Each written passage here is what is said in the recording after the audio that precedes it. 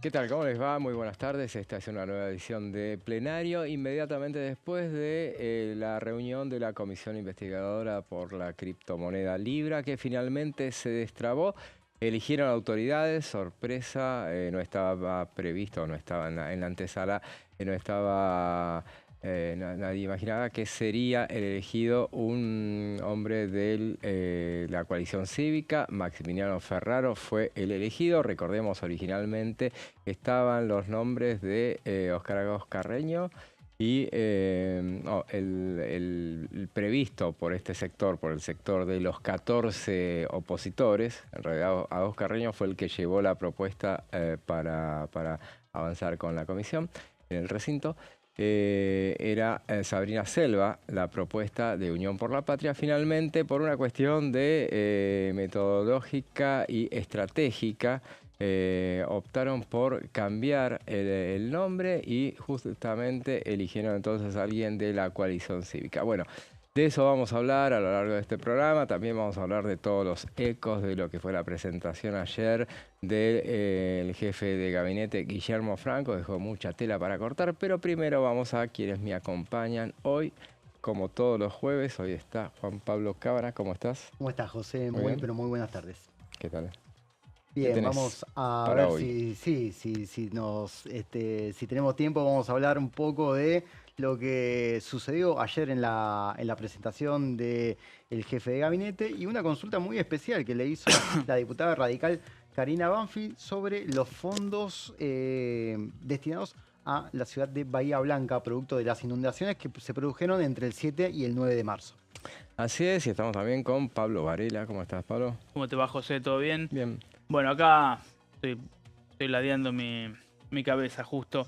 Sí, bueno, una semana que sigue movida, obviamente, a nivel legislativo. Lo decíamos el martes, un año atípico para ser electoral por todos los movimientos que hay. Ayer expuso el jefe de gabinete de ministros, Guillermo Franco, acá durante varias horas.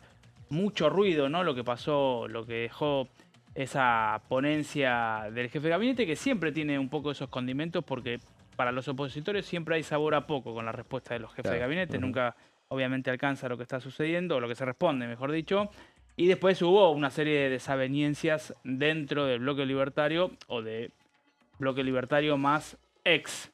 Algunos ex del bloque libertario, puntualmente Marcela Pagano. Y hoy siguió con el caso Libra. La comisión investigadora se retomó, lo decías vos recién, Maximiliano Ferraro como presidente de la comisión. Bueno, son momentos difíciles para el oficialismo, ¿no? Me parece. Son Claro. momentos donde se ingresa ya en la fase final de la elección bonaerense. El domingo que viene, no, el otro, ya es 7 de septiembre, se vota en la provincia de Buenos Aires.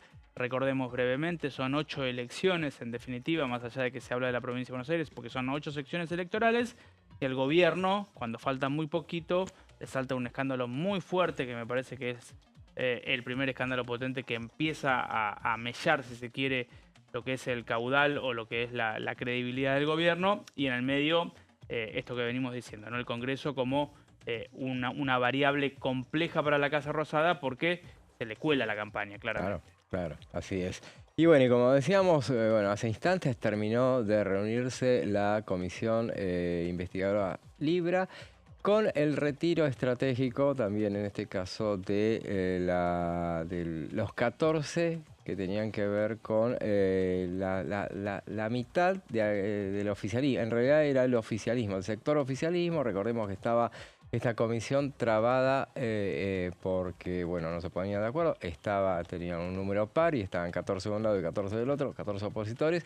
Pero bueno, para avanzar sobre el tema, y después vamos a ir diciendo todo lo que se alcanzó a resolver en torno a esta comisión. Pablo tiene unas placas, ¿no? Sí, básicamente, la verdad, para ser honestos, no sabíamos si íbamos a salir al aire o no, si íbamos a tener aire o no, porque podía llegar a extenderse. Claro. Se retiraron, como decís vos, lo que son oficialistas más aliados. Entonces había hecho unas placas en base, bueno, a cómo era la... Las vamos Pero lo vamos a ir charlando y vamos a ir, Sí, claro, sí, lo sí, vamos sí. charlando mientras las vamos conversando. Porque bueno, tiene que ver con esta resolución que fue aprobada por el recinto ya hace algunos días y que tenía como objetivo poder destrabar justamente lo que tenía que ver con el funcionamiento, porque había habido una serie de reuniones, pero no se había podido poner la comisión, que era 14 más 14, 28, de acuerdo respecto de las autoridades de la comisión, y eso había trabado el funcionamiento. Y había empezado a caer un poco, ¿no? Libra, digamos, de la agenda, después obviamente la economía, el cierre de listas, el cierre de alianzas, algunas elecciones en las provincias que también nos daban tela para cortar. Lo cierto es que había empezado a caer, decía, en la agenda, ahora se retoma o se renueva con otras cuestiones que también tienen que ver básicamente con Andis. Acá estamos viendo en una de las placas que la comisión va a tener tiempo hasta el 10 de noviembre de este año para producir informes, un dictamen y una conclusión. Recordemos que la comisión no es vinculante respecto de la justicia, por lo tanto, bueno, lo que se concluya puede o no aportar a lo que tiene que ver con la, en todo caso, investigación judicial, pero no necesariamente será así. Decía yo que, a ver, esto era un proyecto de resolución que había presentado el diputado Maximiliano Ferraro. Ahí estamos viendo que dentro de las 48 horas de aprobado el dictamen, es decir, esto de una vez que se fue aprobado en el recinto, que fue la semana pasada, la Secretaría Parlamentaria deberá convocar a la comisión dentro de los 5 días hábiles siguientes para la designación de sus autoridades. Es decir, Adrián Pagán, que es el secretario parlamentario, tenía que dentro de 5 días hábiles convocar. Y cumplió, exactamente, cumplió, porque esto fue aprobado la semana pasada. En el medio estuvo un martes con muchas comisiones, con mucho movimiento. El miércoles estaba la convocatoria del jefe de gabinete de ministros. Y hoy, bueno, finalmente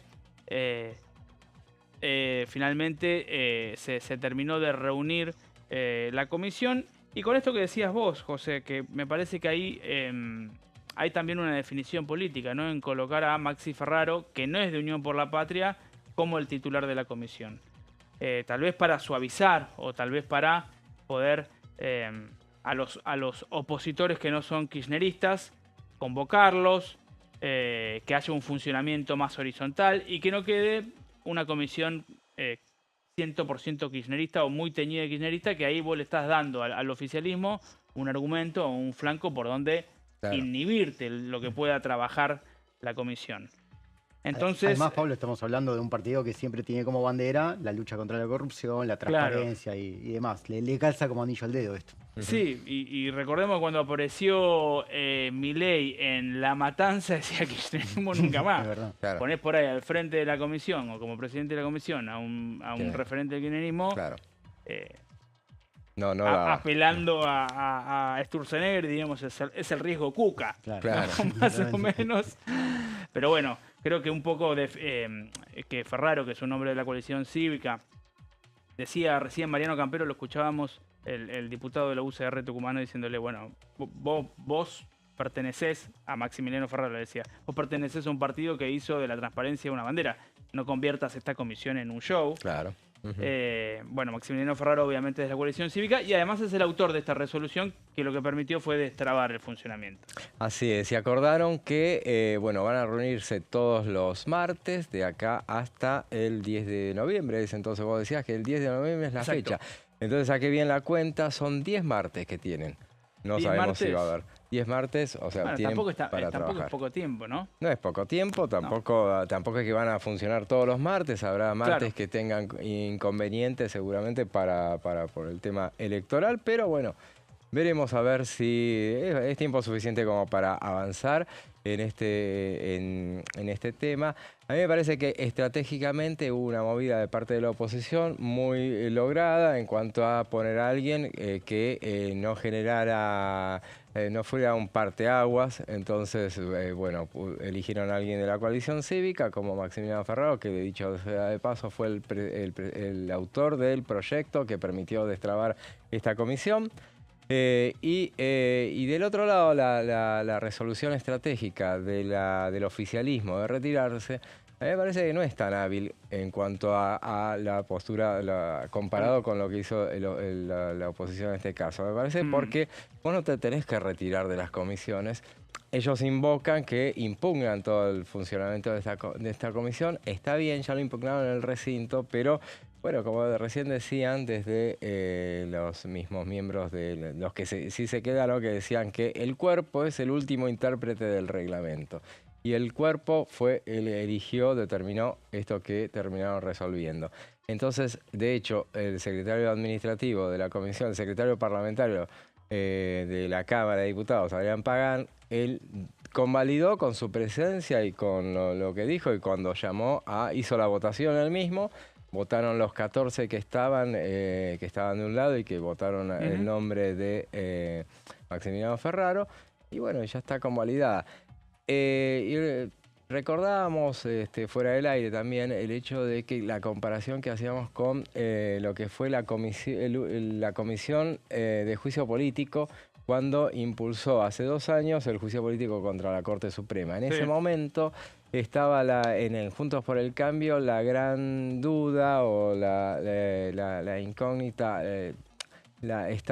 Vacilaban respecto de si presentarse o no presentarse, porque decían, es convalidar algo que no tiene ni pies ni cabeza, decían en Juntos por el Cambio. Terminó prevaleciendo la postura de decir, si no estamos ahí, los que están van a hacer lo que quieran.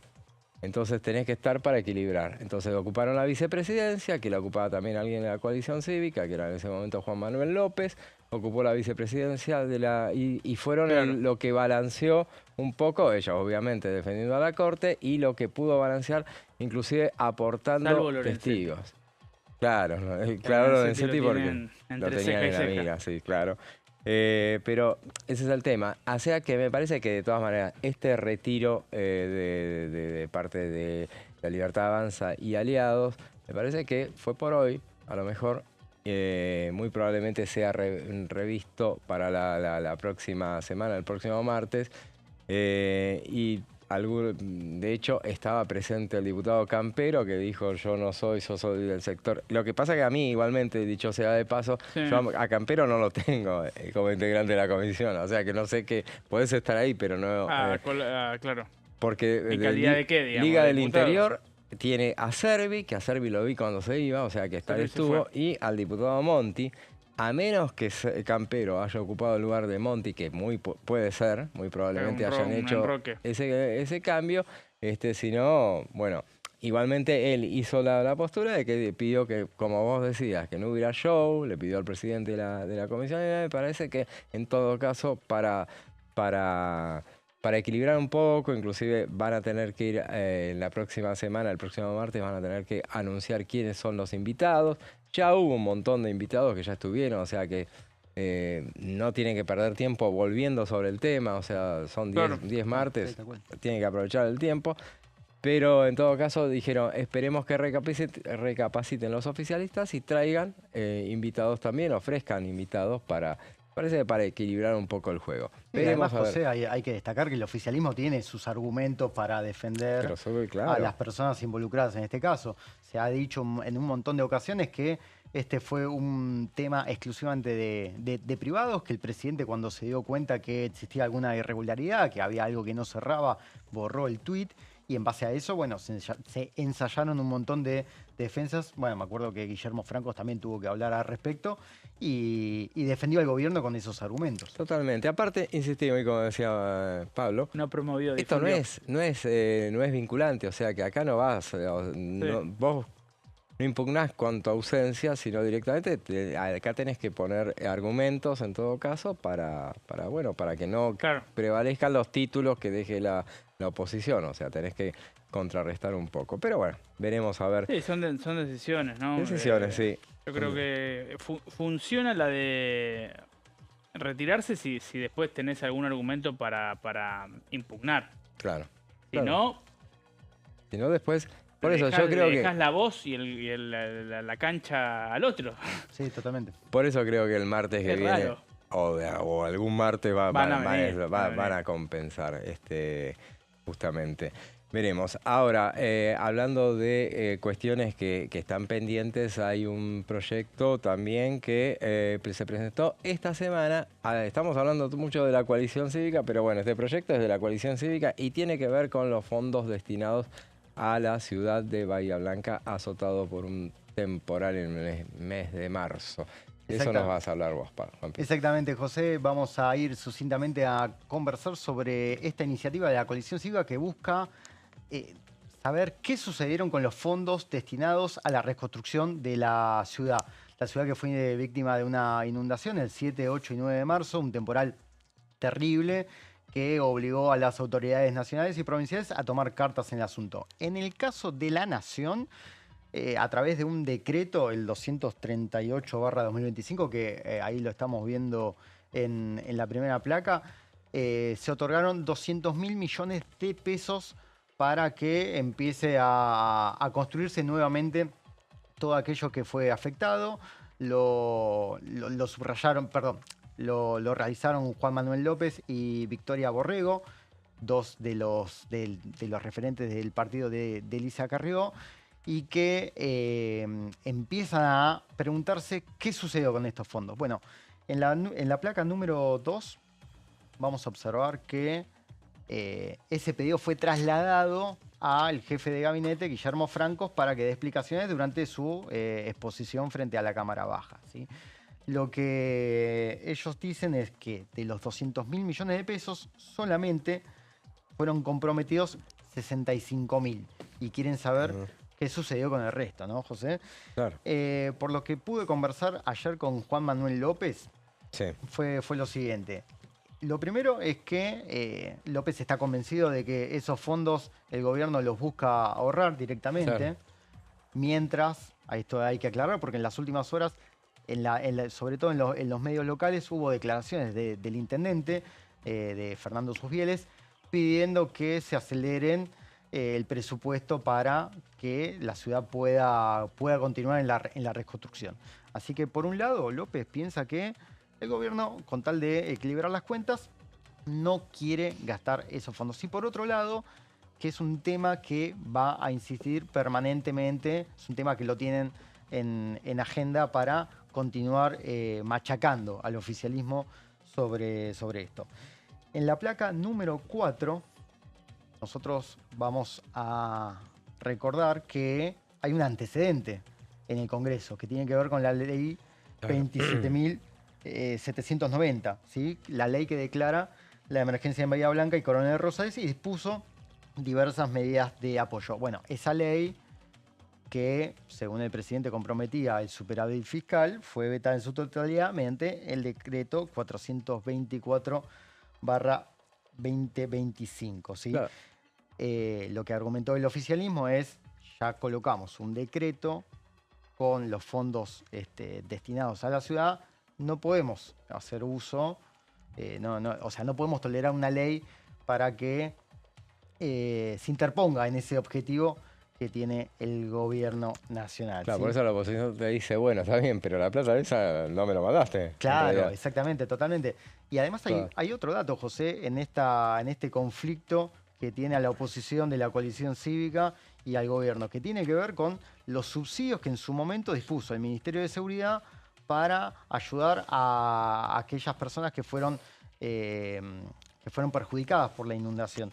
Algunos números que lo vamos a ver en la placa número 5, que tiene que ver con que el Ministerio de Patricia Burch fijó un monto de asistencia en 2 millones de pesos para viviendas en zonas de afectación media y 3 millones para viviendas en zonas de afectación alta, ¿sí? La verdad que es un monto muy, pero muy grande, y que también la coalición cívica quiere saber qué sucedió con el destino de esos subsidios. En realidad quieren un detalle sobre las personas que lo solicitaron y personas que fueron alcanzadas por el beneficio de la nación en este desastre natural de proporciones, la verdad que totalmente inesperadas. Ayer vos sabés, José, que hubo un cruce muy, muy interesante entre Karina Banfield, la diputada radical, que es oriunda de la ciudad de Bahía Blanca, y Guillermo Francos. Claro.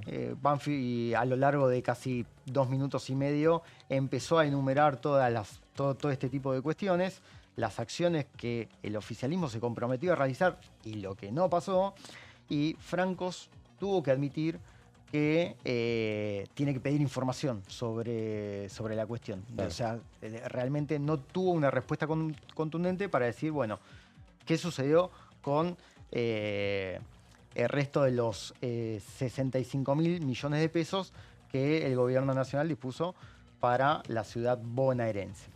Claro, porque los subsidios, esos 200.000 millones de pesos que anunció en su momento, inmediatamente después de ocurrida la tragedia, lo anunció el gobierno nacional, eran destinados a los ciudadanos, a los afectados, propiamente dicho. Yo me acuerdo que el intendente Susbieres había tirado una cifra de 400.000 millones de pesos que necesitaba la ciudad para recuperarse. Pero claro, hablaba de obras de infraestructura y por eso englobaba todo esto. Acá, por eso aquellos que insisten con la ley, con que se apruebe la ley, que ya es ley en realidad, pero fue vetada, dicen que, bueno, primero es el doble de dinero lo que haría falta. Si bien la ley no da esos montos de 400.000 millones, pero da una exención de pago de ganancias y un montón de posibilidades. Exactamente, de impuestos, sí, muchos beneficios impositivos. Claro, así que por eso se insiste con esa ley, pero una ley que, recordemos, o sea, el veto ya está vigente, o sea, la ley no está funcionando, no está siendo aplicada. Y el veto en 2 oportunidades ya intentaron llevarlo al recinto de diputados. Las 2 veces lo frenaron porque no tenían los votos. O sea que me parece que la inquietud de Karina Banfi tiene sentido en el hecho de que me parece que no tiene muchas posibilidades de prosperar. Veremos, la vez pasada en la anteúltima sesión lo retiraron del temario porque sabían que no tenían los votos, y ahora retiraron una vez que en realidad no lo retiraron, lo propusieron, pero cuando no tuvo los 2 tercios para ser tratado. Exactamente. Si no tenés los 2 tercios para tratarlo, menos lo vas a tener para aprobarlo, o sea que... Obviamente.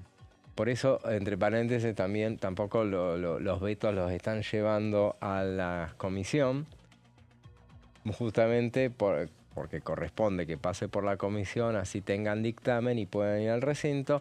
Y esa es una jugada de la oposición de decir, bueno, no, los proponemos siempre para tratarlo, porque si no tenemos los 2 tercios para habilitar su tratamiento, en ese caso ya sabemos que no tenemos 2 tercios de nada, y no lo gastamos. Queda vigente la posibilidad de abordarlo en algún momento.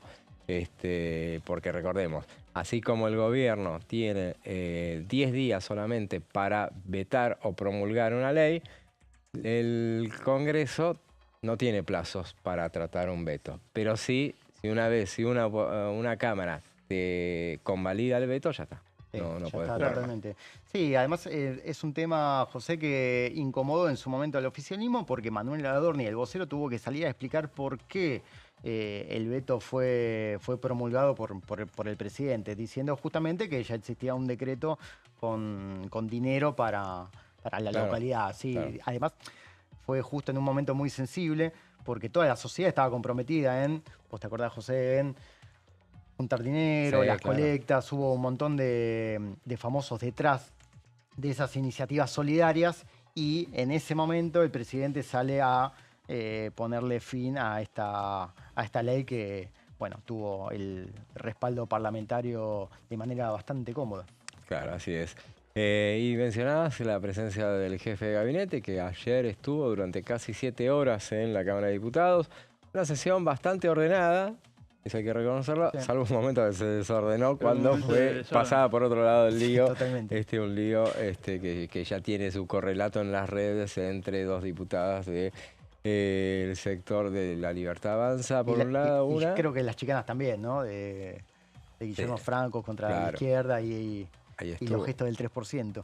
Sí, totalmente. Sí, hay una foto que lo muestra al al jefe de gabinete mostrando los tres dedos justamente que la izquierda se lo esgrimía cuando señalando a la secretaria general de la presidencia, pero bueno, él hablaba de los 3 puntos que sacaron en las elecciones de Bolivia, por ejemplo, la izquierda y bueno, una chicana que el jefe de gabinete se mostró bastante correcto, bastante... Sí, no suele, claro. no suele chicanear mucho. Claro, alguna chicana la ha hecho, pero bueno, y él dijo y dejó sentado cuando se desordenó la sesión, dijo, yo me voy a quedar acá, lo que haga falta. Esta vez, justamente marcando un contraste con lo que había sucedido en el Senado el mes pasado, cuando estuvo ahí, y que bueno...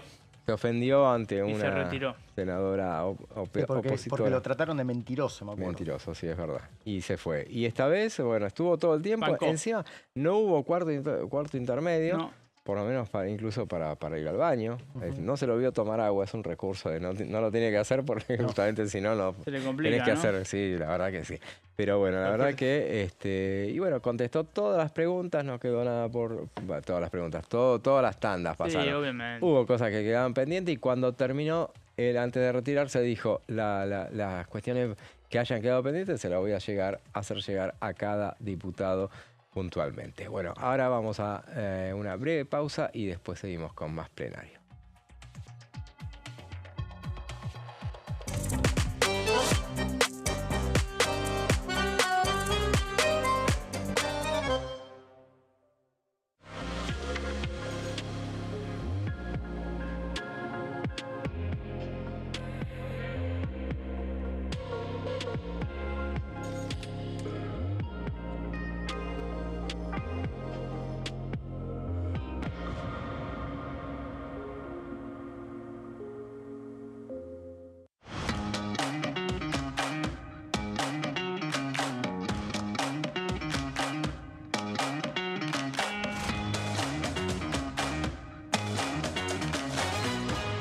Pasos perdidos.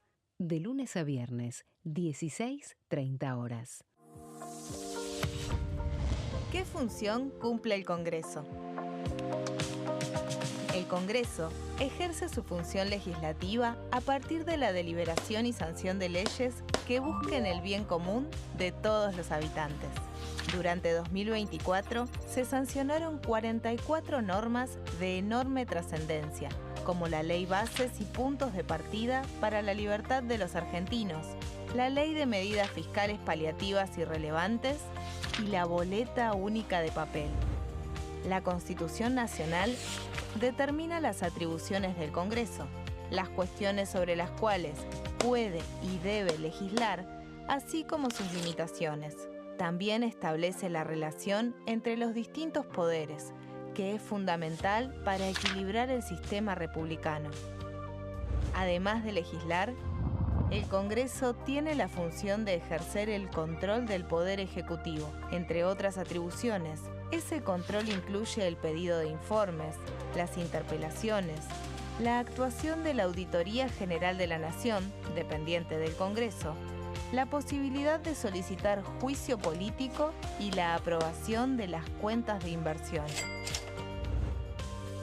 Desde la reforma constitucional de 1994, el jefe de gabinete de ministros tiene la obligación de concurrir periódicamente al Congreso para informar acerca de la marcha del gobierno.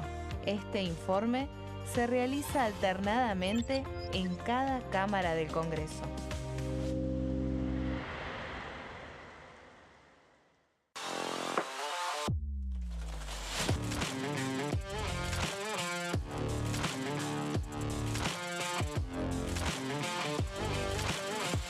Orden del día.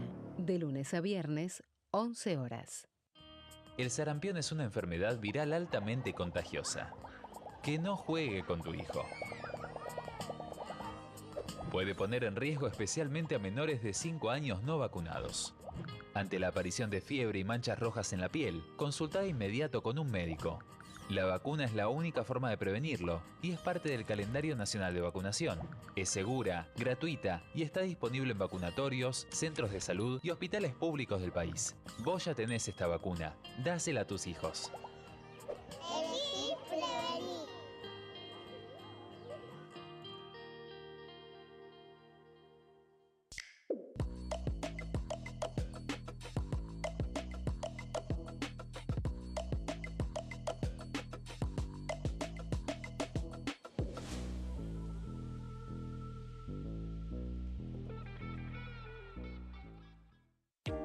¿Qué se vota este año? El domingo 26 de octubre se realizarán elecciones legislativas para renovar parte del Congreso de la Nación. La Cámara de Diputados se renueva por mitades cada 2 años. Este año se elegirán 127 diputados. La cantidad de bancas asignadas a cada distrito se determina en función de la población de cada provincia, asegurando un mínimo de 5 diputados para aquellas con menor cantidad de habitantes. En tanto, el Senado está conformado por 72 integrantes y cada 2 años se renuevan por tercios. Este año finalizan su mandato 24 senadores que fueron electos en 2019. ¿Qué elige cada región en la elección nacional? Región Noroeste, NOA. Jujuy renueva 3 bancas en la Cámara de Diputados. Salta renueva 3 bancas en el Senado. Renueva 3 bancas en la Cámara de Diputados. Catamarca renueva 3 bancas en la Cámara de Diputados. Tucumán renueva 4 bancas en la Cámara de Diputados. Santiago del Estero renueva 3 bancas en el Senado. Renueva 3 bancas en la Cámara de Diputados. La Rioja renueva 2 bancas en la Cámara de Diputados. Región Noreste, NEA. Formosa renueva 2 bancas en la Cámara de Diputados. Chaco renueva 3 bancas en el Senado. Renueva 4 bancas en la Cámara de Diputados. Misiones renueva 3 bancas en la Cámara de Diputados. Corrientes renueva 3 bancas en la Cámara de Diputados. Región Cuyo. San Juan renueva 3 bancas en la Cámara de Diputados. San Luis renueva 3 bancas en la Cámara de Diputados. Mendoza renueva 5 bancas en la Cámara de Diputados. Región Pampeana. Santa Fe renueva 9 bancas en la Cámara de Diputados. Entre Ríos renueva 3 bancas en el Senado. Renueva 5 bancas en la Cámara de Diputados. Córdoba renueva 9 bancas en la Cámara de Diputados.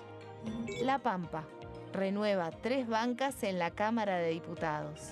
Buenos Aires renueva 35 bancas en la Cámara de Diputados. Ciudad Autónoma de Buenos Aires renueva 3 bancas en el Senado. Renueva 13 bancas en la Cámara de Diputados. Región Patagónica. Neuquén renueva 3 bancas en el Senado. Renueva 3 bancas en la Cámara de Diputados. Río Negro renueva 3 bancas en el Senado. Renueva 2 bancas en la Cámara de Diputados. Chubut renueva 2 bancas en la Cámara de Diputados. Santa Cruz renueva 3 bancas en la Cámara de Diputados. Tierra del Fuego, Antártida e Islas del Atlántico Sur renueva 3 bancas en el Senado. Renueva 2 diputados nacionales.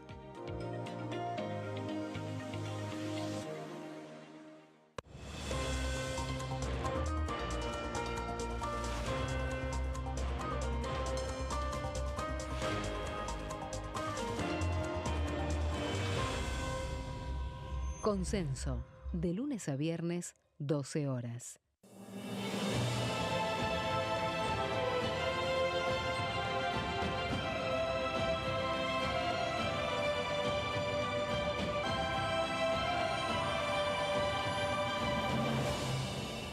La bancada, de lunes a viernes, 13 horas.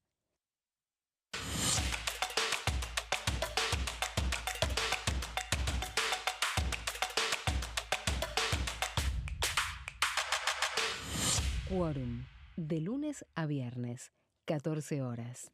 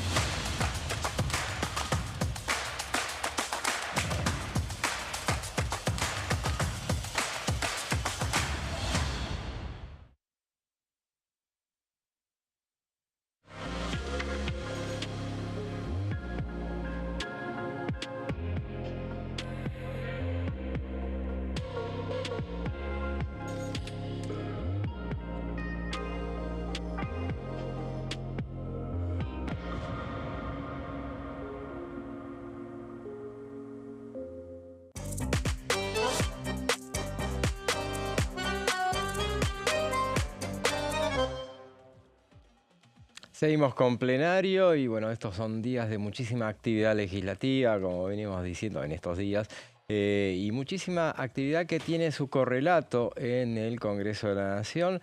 Por ejemplo, hoy hubo un anuncio de parte del vocero presidencial, Manuel Adorni, que tiene que ver con un anuncio que oportunamente había hecho en aquella cadena nacional, ¿se acuerdan del presidente de la Nación? El 8 de agosto pasado, cuando anunció, entre otras cosas, anunció esa medida a implementar para, bueno, sostener a rajatabla el déficit cero. Bueno, él dijo que iba a mandar un proyecto de ley al Congreso de la Nación y de eso habló el vocero presidencial. Esto decía esta mañana.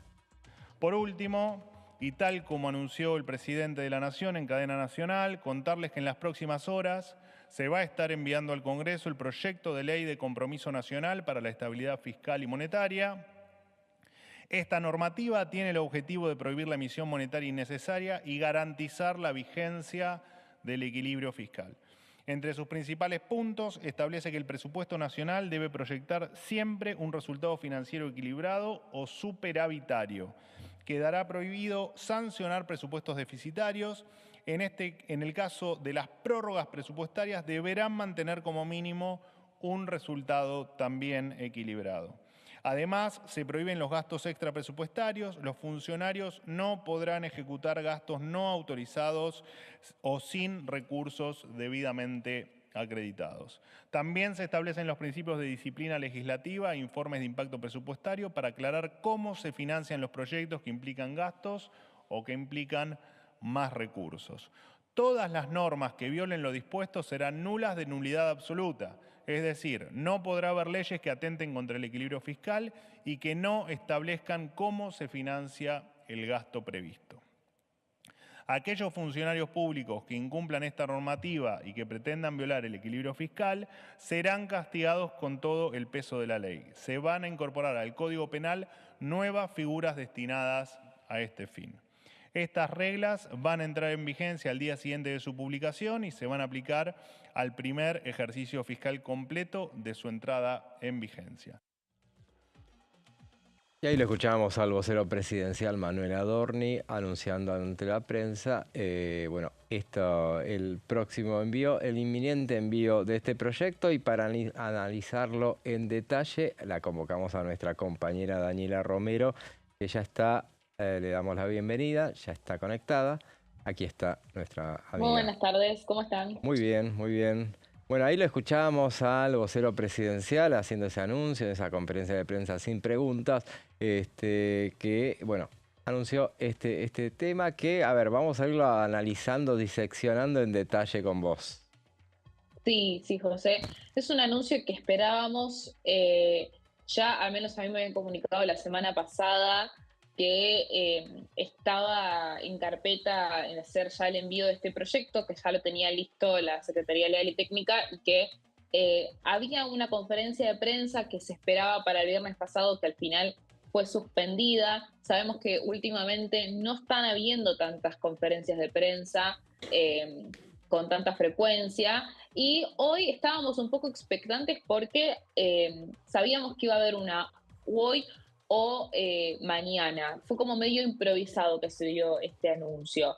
Sí, sabemos que esperamos que el envío concreto de proyectos sea durante la jornada de hoy, a más tardar mañana. Así que vamos a conocer bien el detalle cuando eso suceda. Todavía, al menos a mí no me comunicaron que se haya enviado, pero estamos esperándolo. De todos modos, el vocero presidencial sí dio algunas precisiones más sobre lo que había dicho en su momento el presidente de la Nación en esa cadena nacional que recién mencionaste, que es muy oportuno en cuanto a que el envío de este proyecto de ley en algún punto es una respuesta a todo lo que estuvo haciendo el Congreso durante los últimos meses, ¿no? En esa cadena nacional, el primer mandatario había dicho como que los proyectos de ley que estaba sancionando el Congreso atentaban contra el equilibrio fiscal y puntualmente dijo que había un gasto anualizado de prácticamente del 2,5% del PBI. Y que eso implicaría un aumento del gasto público equivalente a una YPF por año. Eso fue lo que había dicho en su momento el presidente. Claro. En referencia a qué? A los proyectos para aumentar las jubilaciones, para aumentar el salario de los docentes, la famosa ley de financiamiento universitario. Por supuesto que también la ley de emergencia en discapacidad, que fue la única ley hasta ahora que pudo insistir la oposición, al menos en la Cámara de Diputados. Esperamos que el Senado también se refiera a eso y que insista sobre esa ley la semana que viene en una sesión.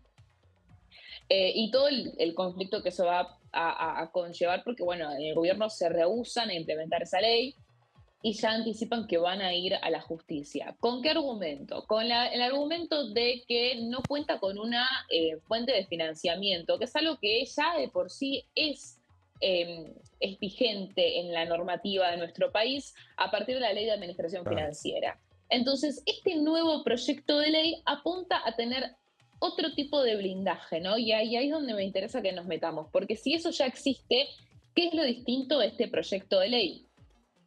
Bueno, puntualmente lo que llamó el vocero presidencial como esta ley de compromiso nacional para estabilidad fiscal y monetaria, lo que busca es prohibir la emisión monetaria, ¿no? Algo que también iba a ir de la mano, según había dicho en su momento el presidente de la Nación, con una instrucción que iba a firmar el Ministerio de Economía para que el Tesoro no le pueda pedir plata prestada al Banco Central. Esa instrucción que dijo el presidente que iba a firmar, hasta ahora no la conocimos, no vio la luz del sol. Yo pregunté a fuentes del Banco Central, tanto del Banco Central como del Ministerio de Economía, y no pudieron dar con ese documento que supuestamente había firmado el presidente o iba a firmar en esos días. Por ende, yo lo que intuyo es que esto va a formar parte del proyecto de ley más que de una resolución del Ministerio de Economía, ¿no? ¿Qué es lo que tiene también de novedoso además de la prohibición de la emisión monetaria? Es la penalización, ¿no? Porque lo que había advertido el vocero presidencial es que esto va a contar con modificaciones al Código Penal. En su momento generó mucha polémica cuando el presidente dijo que se podía llegar a penar a los propios legisladores por sancionar proyectos de ley de esta índole, lo cual fue cuestionado por muchos especialistas en derecho constitucional como justamente inconstitucional, ¿no? Lo que dijo puntualmente el vocero presidencial hoy es que se podría llegar a penar, que va a penar a funcionarios, no a legisladores. Lo que sí va a estar prohibido es sancionar presupuestos deficitarios. Sabemos que el presupuesto que había presentado el gobierno nacional en el año 2025, que no se trató, contaba con una regla fiscal, no sé si recuerdan. De hecho, era el primer artículo del proyecto de presupuesto en ese momento. Se espera que también forme parte de la ley de presupuesto que debe presentar el gobierno nacional el 15 de septiembre, el presupuesto 2026. Pero este otro proyecto de ley lo que haría es establecerlo como algo fijo para todos los presupuestos de acá en adelante, ¿no? Y lo mismo para lo que tiene que ver con alguna prórroga presupuestaria que dice que deberá mantener como mínimo un resultado también de equilibrio fiscal. Y también se prohíben los gastos extra presupuestarios, ¿no? Esto apunta más que nada a los proyectos presupuestarios que estuvimos viendo que son muy comunes en el marco en donde no tenés un presupuesto actualizado y se siguen prorrogando presupuestos, Entonces surgen estos proyectos de ley para, de alguna forma, compensar la pérdida contra la inflación, ¿no?, de algunos sectores sociales, y en plena campaña política sabemos que es una medida muy común. Entonces, estas son algunas vamos a la siguiente placa, de las cosas que podemos ir deslumbrando de lo que va a implicar este proyecto de ley. También el vocero presidencial habló de principios de disciplina legislativa, ¿no?, que para que haya informes de impacto presupuestario de los proyectos que impliquen gastos. Nosotros sabemos que la Oficina de Presupuesto del Congreso, la OPC, suele hacer estos informes para decir cuánto gasto implican los proyectos de ley que se tratan en el Congreso de la Nación. Acá lo que estaría estableciendo es que haya un informe de todos los proyectos, porque a veces no llegan a hacerlo. Bueno, lo vimos, por ejemplo, con todos los proyectos que se estuvieron tratando en los últimos meses. A veces la OPC saca el informe cuando ya es sancionado, o al menos cuando ya se ha aprobado por una Cámara los proyectos de ley. Por ende, hay una pérdida quizás es la típica de que se empiezan a tirar distintos números de cuánto es el gasto de los proyectos que se tratan. Vimos, por ejemplo, en el caso de el proyecto para aumentar las jubilaciones, que contemplaba en la fuente de financiamiento la eliminación de una exención tributaria a las pymes, que después hubo un mea culpa de los diputados en cuanto a decir, che, esto nosotros no sabíamos lo que estábamos votando. O sea, eso sucede, ¿no? Claro. Y lo que dice el vocero presidencial es que este proyecto lo que contempla es que si eso llega a pasar, y si no hay un informe de cuál es el gasto de estos proyectos de ley, esas normas directamente se van a declarar nulas, de nulidad absoluta. Algo que me interesa saber qué es lo que van a decir los especialistas en Constitución, en el derecho constitucional, cómo eso puede llegar a jugar, porque eso es algo que tiene que declararlo igualmente la justicia, ¿no? Claro. Esto va a ser la gran discusión, porque ya lo han dicho, ya lo han anticipado. Esto, recordemos, esta polémica ya lleva 20 días, porque fue justamente el 8 de agosto cuando la presentó el presidente de la Nación. Y bueno, se dijo de entrada que, primero, que iba a ser difícil con esta conformación del Congreso aprobarla. Seguramente lo manda ahora, pero lo dejarán para que se lo trate el próximo Congreso. Pero bueno, que es complicado que avance esta iniciativa, porque bueno, tiene los constitucionalistas que han hablado ya han dicho que bueno, no te podés meter, no puede el Ejecutivo decir cómo tiene que otro poder actuar. En todo caso, sí. No, es raro que, decías, vos recordabas recién, José, la fecha 8 de agosto, fue anunciado por el presidente en cadena nacional.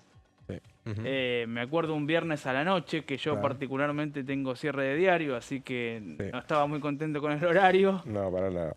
Y 20 días después lo vuelve a anunciar el vocero en conferencia. Y dijo que es inminente el envío, esa vez también era inminente. Pero... Claro, en ese momento también era inminente, por eso se llama un poco la atención, ¿no? Por lo menos los tiempos.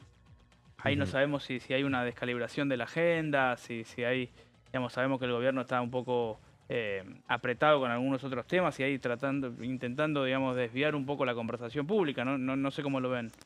Sí, estaba también la intención de anunciar esta iniciativa la semana pasada. De todas maneras, yo te pregunto, emisión monetaria innecesaria, es un criterio bastante lazo para mí. Digo, tendría que haber algún tipo, porque sucede lo que sucedió, por ejemplo, en Bahía Blanca, o alguna catástrofe natural. ¿Quién determina que es? ¿Quién determina que la emisión monetaria es necesaria o innecesaria? La verdad que es un criterio que imagino que, si prospera el proyecto, ¿no? Bajo otra conformación parlamentaria, como vos bien decías, José, ¿qué va a suceder con ese artículo y esa oración en particular? Así es, y además por lo que anunció el jefe de gabinete, el vocero presidencial, esto tiene su correlato, van con la modificación del Código Penal, ¿no, Dani? Sí, también va a implicar una modificación del Código Penal, por esto que estábamos mencionando de justamente penar a los funcionarios que no incumplan, digamos, con esta normativa de prohibir la emisión monetaria innecesaria, ¿no? puntualmente lo que dijo el vocero presidencial es que aquellos funcionarios públicos que incumplan la normativa y pretendan violar el equilibrio fiscal van a ser castigados, entre comillas, con todo el peso de la ley, y que en ese sentido es que se van a plantear estas nuevas figuras en el Código Penal.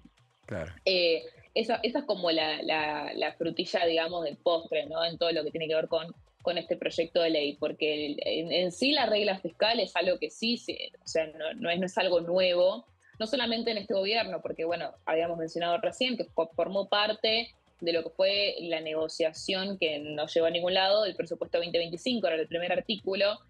Se habían realizado modificaciones en ese sentido, porque yo recuerdo que cuando se estaba tramitando la negociación por el presupuesto 2025, antes de que termine de caer, habían dicho en el Congreso que el Ministerio de Economía se había flexibilizado en cuanto a cómo iba a reglamentar esa regla fiscal.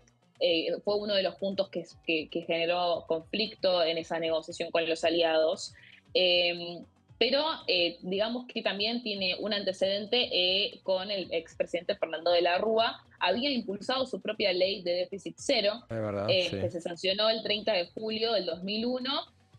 La Corte Suprema de Justicia la declaró inconstitucional un año después, porque especialmente, según lo que recuerdo haber leído, es que porque el artículo 10 establecía recortes de los saberes estatales en función de la recaudación. De todos modos, lo que sí destaco, que lo dije un poco al principio, pero lo vuelvo a mencionar, hay algo que se contempla dentro de la normativa actual, que es la Ley de Administración Financiera, que tanto le agita siempre el gobierno cuando hay un proyecto de ley que no cumple, digamos, con el artículo 38, que es que toda ley que autorice gastos no previstos en el presupuesto general debe especificar las fuentes de los recursos a utilizar para su financiamiento, ¿no? Es uno de los principales argumentos siempre para el oficialismo cuando critica las iniciativas opositoras que implican un gasto. Claro. Así que hay que ver cómo todo esto convive en el marco también de que tenemos que tener un presupuesto, ¿no? Actualizado. Sí, sí.